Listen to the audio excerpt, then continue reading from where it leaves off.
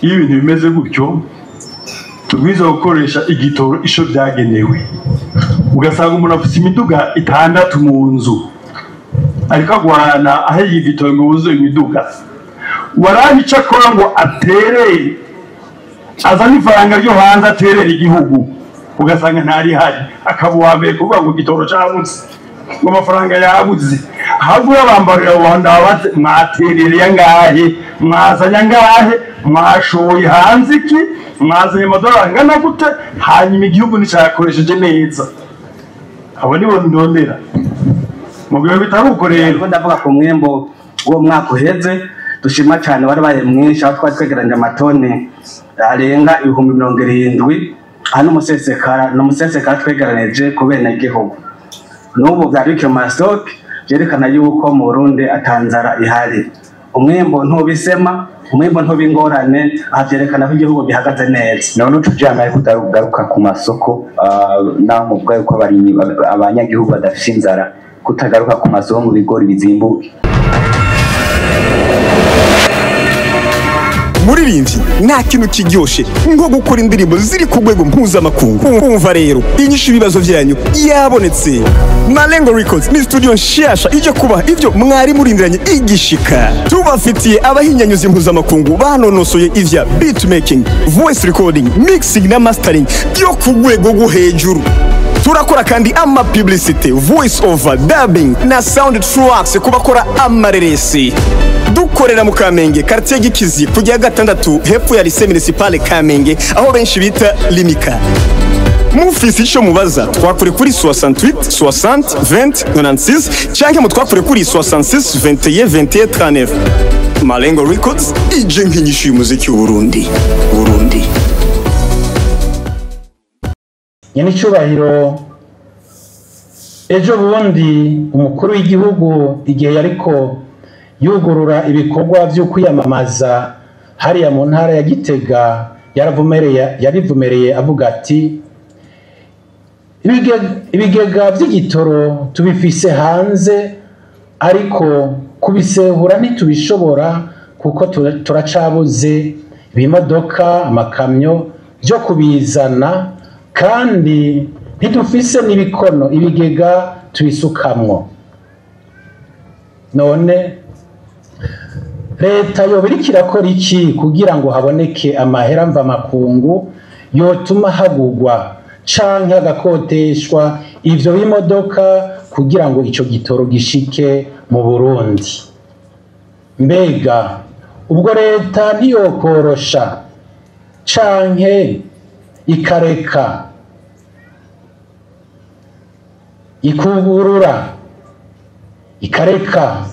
ikugurura abigenga canke amasosiyete mbere yahora anadandaza ivyo bitoro maze ababishoboye bakabizana bakabirangura kugira ngo haboneke ku bwinshi mu gihugu ico gitoro ko tubona n'ibintu vyankenerwa mu buzima bw'umwene gihugu bizimba kubera ubukene bw'ico gitoro.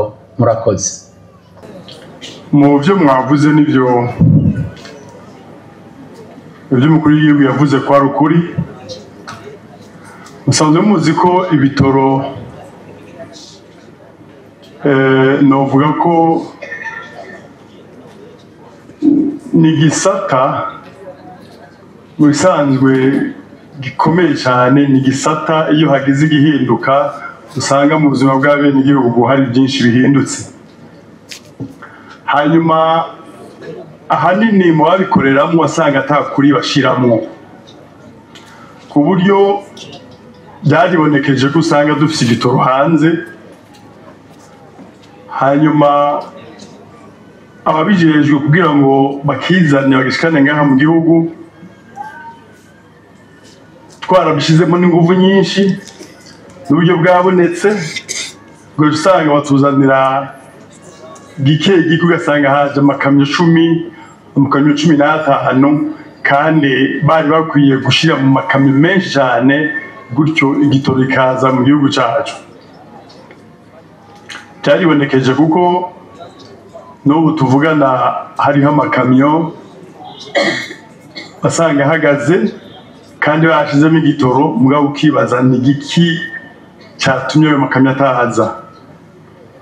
Harimo ibintu byinshi bikorerwa musanga bidashimishije, niyo mpamvu dukoresha ingufu nyinshi kugira ngo igitoro kize. Mu byerekeye ibinogo navyo nivyo turafise ibinogo bijamo igitoro tubiteranyije bishika nk'iyi hojamwo hafi nk'imiliyoni 60, byaba ibinogo bya leta canke ibinogo by'abikorera utwabo. Ariko rero kugira ngo ubone umuntu azana igitoro dufise cyose akizanira rimwe gishikane ngaha, niho hari agahaze ukaraba ibikorerwamo. Rero usanga ahanini nyabiba bidashimishije, harimo ugutiganya, ugasanga harimo amanyanga, ahanini usanga turiko duhura nayo kugira ngo igitoro kize. Hanyuma muri icyo kibazo yongeye arabaza ati mbega kubera iki batokugurura bagahereza abantu gutyo bakavyikorera tukugura mu byerekeye by'igitoro.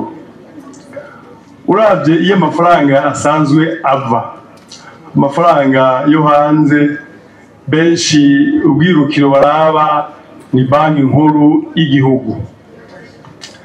Aho hambere byarigeze gushikaho wasanga bahabwa amafaranga bakaja kuzana igitoro, ariko tubiravye neza wasanga hanini n'igitoro kije kitangana n'amafaranga twatanga. Hari abo twakuramwo, abandi tukabaha gasopo kugira ngo bibananje ko bahava bahanwa. Aho tubone ko bibananje niyo twaciye dushiraho urwego rujejwe rwa leta gukurikirana ivy'igitoro igihe dusanzwe tuzi ko amafaranga agura igitoro ava hanze ari make. Kuba make rero byavuzwe, ariko biterwa ahanini n'impamvu nyinshi cyane zaciye ngaha mu gihugu cyacu. Ubwa mbere nshizemwo muribuka guhera 2015 twaronka amafaranga aje gufasha amafaranga dukoresha buri mwaka, ugasanga amafaranga yashika ku rwego rwa 52%, kandi amafaranga ugasanga n'amafaranga yo hanze. Ikibonekeje nuko yahagaritswe murabizi, kandi ahanini yahagarirwa kubera novuga twebwe abene gihugu tudakunda igihugu, tuvuga ibintu tubwira abazana amafaranga bidafite ishingiro. Kuyatwima rero kuri bo biraborohereza. Igihugu rero kisha gifata ingingo ko tubwiza gukoresha amafaranga yacu dufise. Nivyo uko byagiye bikurikirana, iyo baguhagarika amafaranga nkayo ntubuza ayo uba wifitiye mu kigega twita Trésor National, urayakoresha hanyuma ugasanga agenda agabanuka gushika usanga amafaranga kibaye ikibazo. Ariko leta ntacyo itakoze kugira ngo amafaranga haboneke. Amafaranga yogize gute yoje kugura igitoro kiza gufasha abene igihugu. Ariko rero nk'ivyo nkuko ababitangwe babivuze, umushikanganje wa mbere yabivuze, umushikanganje byajejwe amafaranga yabivuze, ni igikorwa cya twese abarundi tugwiza guhaguruka tugakura amaboko mu mpuzu tugakora bimwe biboneka kugira ngo dushobore byinshi cyane, hama tugire gute tuzana amadovize mu gihugu. Gutyo ikibazo cy'igitoro kizoca gisezerwa burundu. Bino byo tuko turakora kugira ngo n'ubutari ahanini buzana amafaranga menshi cyane. Rero aho rero nayakubwiye ko kugururira, uvuga ngo tugururira abantu ubahe ngo genda mwirangurire igitoro, ayo mahera bayakurahe ko byabaye? Hari abo twahaye tigenda muzana igitoro, bakatubwira ko igitoro bakijana no hanze, mwe ivyibonekeje bakiranguza amafaranga y'amadolari aho hanze. Hama bashikana ngaha bakakidandaza, bagaca bahiga amafaranga aja kurangura ikindi. Warabukuntu ko badandaza ico gitoro byaribonekeje bakidanaza ku mafaranga arenga ibihumbi 10 kw'ilitiro bagaca baja ku isoko rero bo nyene kwa Rimanza nibo bahaye ubuzima ya masoko twamye tuvuga yo mu Kinywabi marché noir ugasanga bagiye kuta agaciro ifaranga ry'igihugu ivyo nje twe twanga nibaza nyabo ntabwo dukore duhige duhige ifaranga ryo hanze dushore byinshi amafaranga aze hanyuma ivyo duhiga hanze twishoboreye gukora ngaha tuja konona ayo mafaranga dukoresha ivyo twe dufise ngaha hanyuma tumaze kuyagwiza tugure hanze ivyo tubona ko kubiri nkenegwa mu gihugu cyacu Burundi. Mu kurindira rero nyakubahwa mushikiranganje birumvikana yuko igitoro kitazotora ingorane y'igitoro itazotora umuti mu myaka abarundi batazaba baraheza gushora ibyo bashora hanze hama amafaranga mba makunga aboneke babe barabyifatamo gutyo. Igikuru nuko iyo ibintu bimeze gutyo tubwiza gukoresha igitoro isho byagenewe ugasanga umuntu afite imiduga 6 mu nzu ariko agwana aho igitoro ngo wuzuye imiduga warabica akora ngo aterere azana ifaranga ryo hanze aterere igihugu ugasanga ntari hari akabuwambere kuvuga ngo igitoro cyabutse ngo amafaranga yabuze ahubwo abambarira wandabaze mwaterereye ngahe mwazanya ngahe mwashoye hanze iki mwazanye amadolari angana gute hanyuma igihugu nicyakoresheje neza abo nibo ndondera mu gihe bitaruko rero ku mafaranga dufise igihugu kigerageza kikikokora kikaduha amafaranga yo kuzana igitoro tugifate nk'uko dutunganya amaraso yacu agendera mu buzima bwacu tukibungabunga nk'uko tubungabunga ibitugenderamo twebwe hama tuyikoreshe ibyankenerwa ko niko nakwishura bakoze. Murakoze Patiri Noel. Haraheze imyaka hafi 4 mu gihugu abarimyi bidoga ko ifumbire yabuze. Ibyo bikaba gutyo mu gihe ubushikiranganje bujeje uburimyi bwama gusohora amatangazo abasaba kuriha amafaranga ibyo bita solde. Hariho abarimyi bamaze gusiba gutera imbuto imyaka ishika nk'ibiri bafise udutike barihiye ko amafaranga. Ikibazo mushikiranganje wa mbere kubera iki leta idasiba gusaba amafaranga abarimyi kandi itari bubahe ifumbire baba bakeneye mu gihe mu buryo butemewe umuntu ashobora kuronka ayo fumbire iko iratandazwa mugabo ku giciro cikubye nka 2 kuco ari kugurira muri leta. Nta kuntu mbega ababuze iyo fumbire bazosubizwa amafaranga yabo canke nta kuntu boja barariha uko baronse iyo fumbire canke nimba bitashoboka yuko igihugu itanga iyo fumbire abarimyi bakeneye kikemerera abandi badandaza mba makungu bagashora ifumbire hano mu Burundi. Murakoze. Aco nagomba kuvuga nuko leta uko mwafutashe irategura itangwa ry'ifumbire ku rugero rwiza kandi tukifuza yuko ishika kare, ariko rero nagomba ngire cyo mvuze nkuko leta ibitegura. Jewe ndagereranya leta n'umuryango.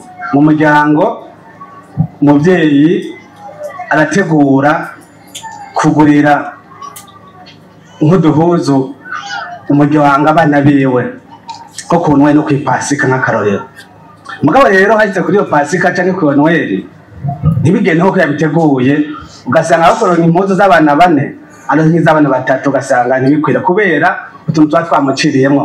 Mu muryango urashika twese tatundi imiryango birashika tubyakira uko nyene.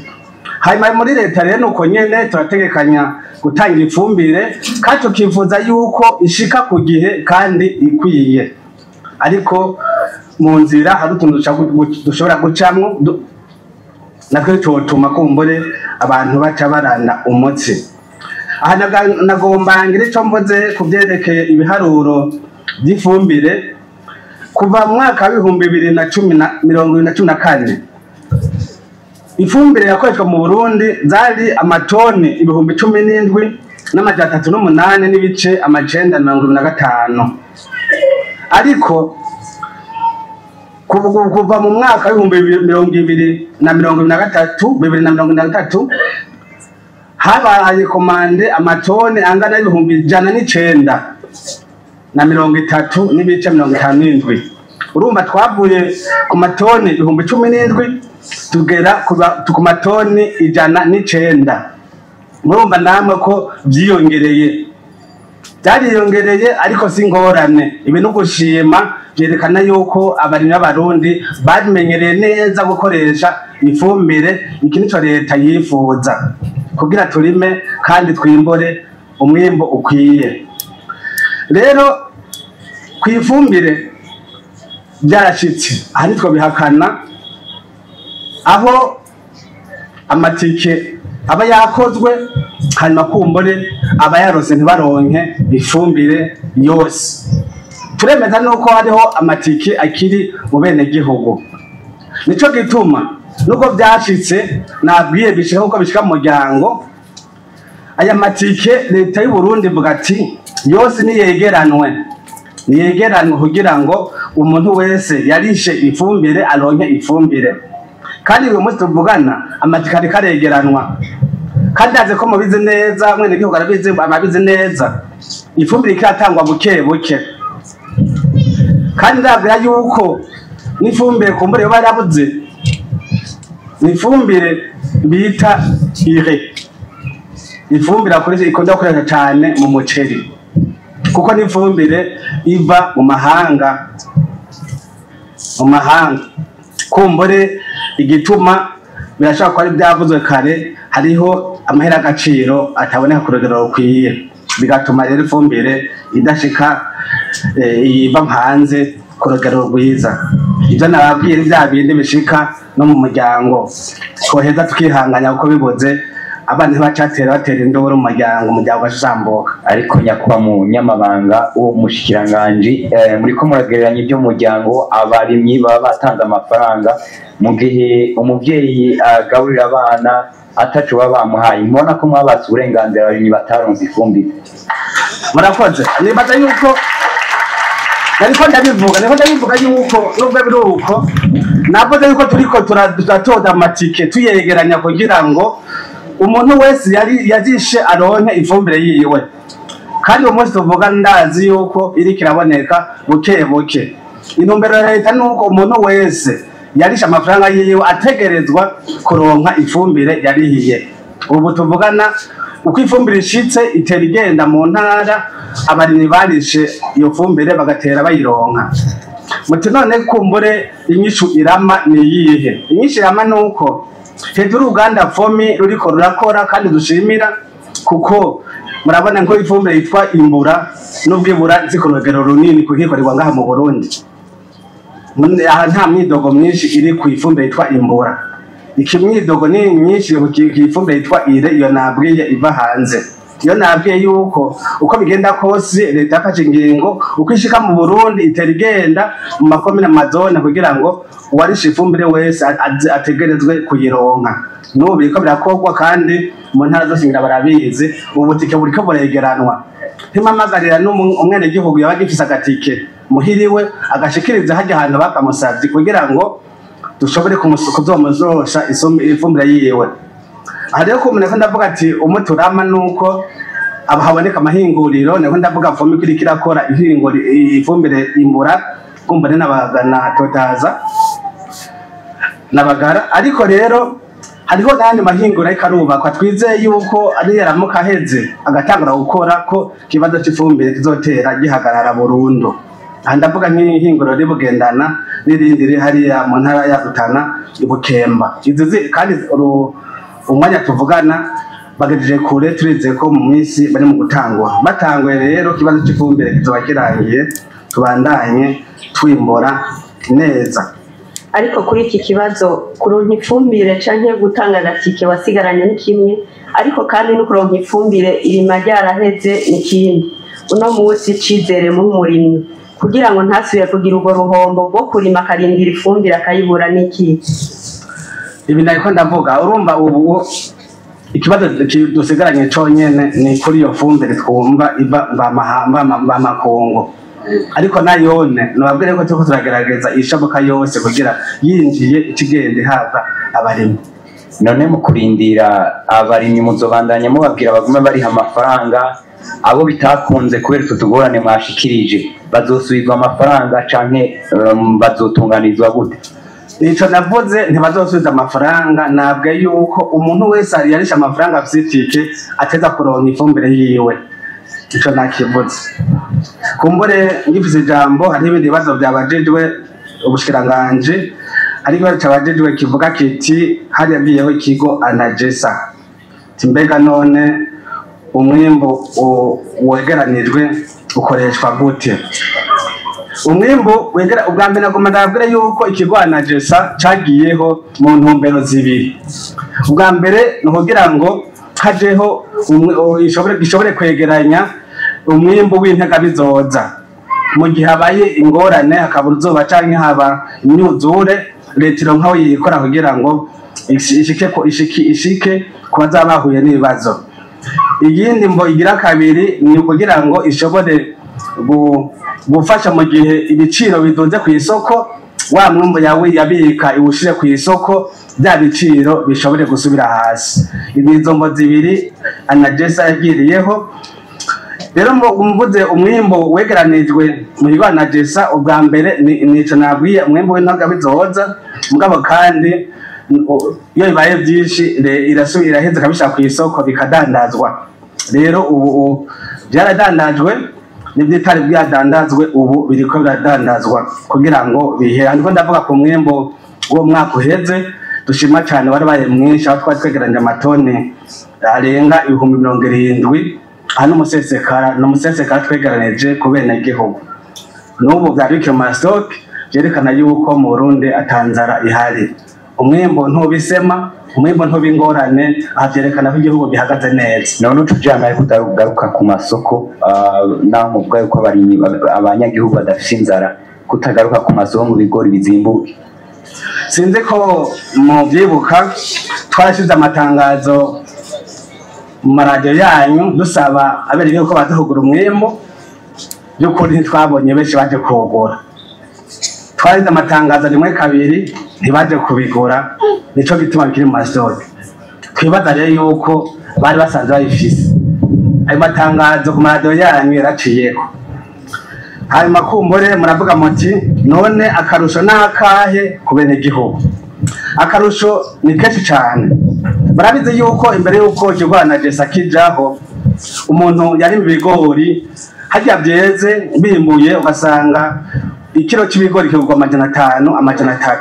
Kubera iki? Abadandaza baca bikika mukiza bakaza kwamena amazi. Mugaho leta gifatiye mu minwe biciye mu kigo Anagesa, tubashinga igiciro c'1700. Mwarabonye yuko abarimyi baci bamigoherwa cyane, birabatera intege, batera noneho barima ku bwishi ikigori.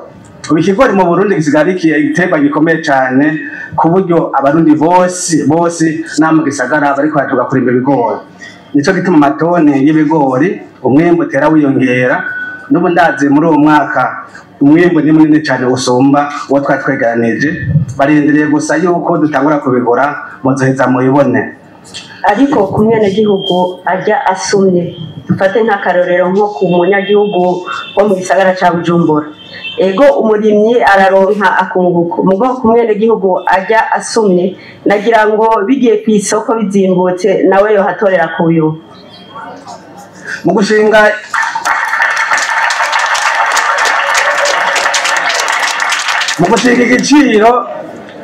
igiciro cy'umwimbo hajya duharura byinshi.